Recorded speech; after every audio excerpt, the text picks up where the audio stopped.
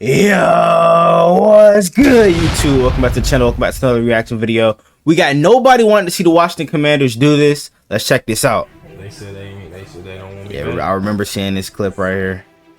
I mean, it'll be crazy if he teams back up with JD again, bro. Like, imagine the receiving core with Scary Terry and Brandon Ayuk, two elite route runners. Like, that shit can get scary. Fifth-year option, $14.1 million. Did his agent tell him that they said they don't want him back? Did the offer that they made him tell him that they didn't want him back? You know, you guys, I'm just going to go ahead and jump straight into the Washington Commanders. Because the team doesn't just, well, a team doesn't just tell their superstar player that they don't want him, bro. So they probably offered him like a low contract. He said, "Nah, I don't want this out. Yeah, y'all gonna have to bump that shit up or I'm out," type shit. Because this team, man, as we all know, has put together a pretty good offseason so far. Not only by adding multiple pieces to the offense to make them better, but also by adding multiple pieces to the defense to make them better. And just recently, some news came out and some rumors came out that the Commanders might be getting even better on top of everything they've already done. We all know the Commanders could use a little bit more in their weapon room to help out their new quarterback, Jaden Daniels. They don't have a really good tight end. It looks like they might have a chance to make that happen. So, but before we get into three wide why receiver sets if you would like be really Washington good for Commanders them. videos just like this, make sure to go down and hit that subscribe button so you don't miss any Commanders videos for the remainder of this offseason.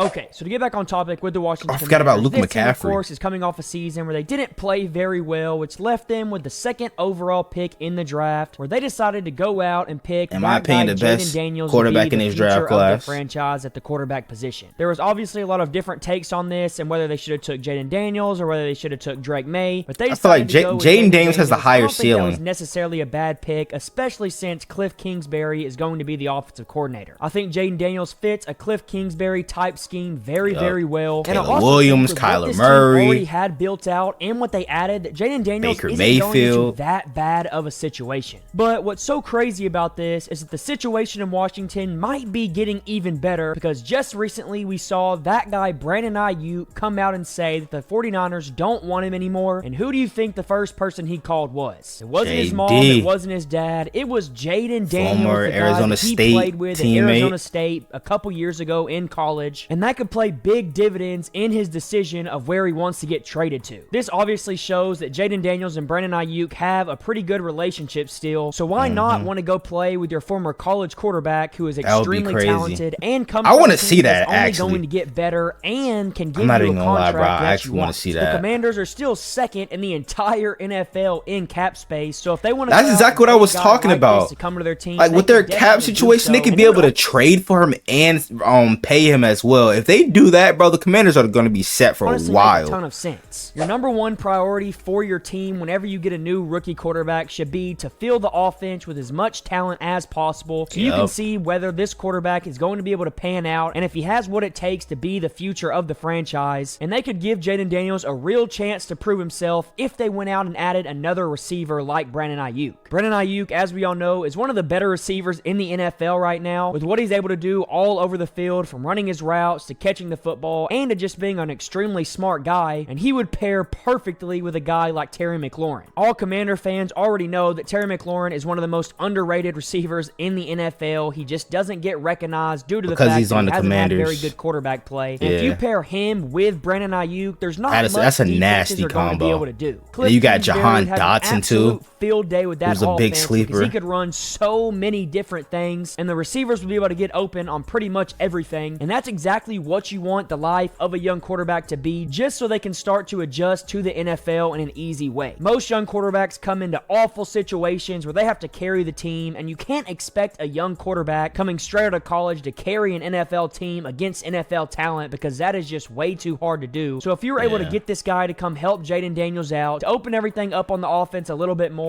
it would work wonders for the future of this franchise, and I really do think it would make them a contender pretty fast. I mean, you already made additions to the offensive line to make them better by going out and getting guys like Tyler Biotish and Nick Allegretti, etc. The offensive line is going to be better than it was last year, which is another huge weakness the Commanders had last season. So, but Jaden Daniels will make it look good no matter what with this mobility. Better than Sam Howell was. And when you pair with that you also went out and added a guy like Austin Eckler in the running back room, you're probably going to have a pretty good run game as well. Austin Eckler's a guy that has put up great Brian Robinson as well, bro. Don't forget about him. He's gotten in the league, and I think he's going to do the exact same thing in Washington, not only in the rushing game, but also in the passing game, and that is also going to help open up this offense a lot more. Not to mention, you're also still going to have Brian Robinson as your second running back who played really well for you. He's definitely going to be their number one running back. I wouldn't put Eckler over B-Rob. Come on now, are you crazy? Running back room that should be pretty efficient, and if you already have a run game that would be efficient without Jaden Daniels, it's going to be hard to imagine how good the rushing game really will be with Jaden Daniels added to the team, considering I think he'll have a Lamar Jackson type of effect on a defense. He's going to make the rushing game open up even more due to the fact that defenses are so scared of him. Not wrong. That's what I've been saying this whole time. This team so much more versatile. I think that's why I'm so high on Jaden Daniels, because he reminds me so much of Lamar Jackson, like a young Lamar Jackson when he first came into the league,